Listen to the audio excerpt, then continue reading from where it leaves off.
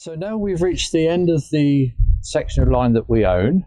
If you look over to my right here, you'll see there's,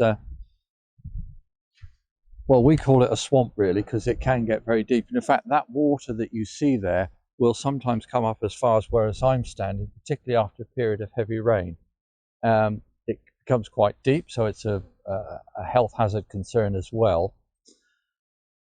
The reason it builds up there is there's a parcel of land, it's called a bund, at the end of our trackbed, which prevents this water flowing through into the old tunnels, the tunnels which are occupied by the gun club. So as this water builds up, we've got quite a considerable depth here, and the only real solution to that is to put in a land drain. And for that to happen, the land drain would have to come across here, through this small embankment here, and down across the fields to my right. And there the land drain would take the water into the River Soma, which runs along the bottom. We've spoken with the landowner, and he in principle is happy with the idea, and in fact it might help the drainage of his field there.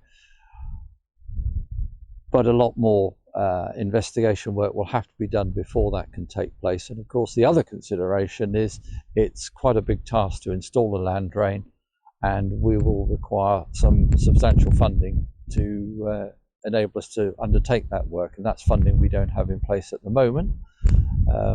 So that'll be one of the next developments we hope to achieve on this trackbed within the next year or two. The Redan Curve trackbed appeal, as it's known, is open and will remain open for a long time to come, because as the situation here with the land drain has illustrated, there's considerable maintenance work will have to be done just to look after what we have. There's further work will be done that need to be done to stabilise the trackbed itself, to try and discourage the frequent growth of vegetation and so forth. So the Redan Curve appeal is going to remain open for quite some time, and any donations will be very welcome, and the sums of money involved will be quite considerable. So it's a major project for the railway. It's not simply a case of we bought the land and that's all we need to do with it for now.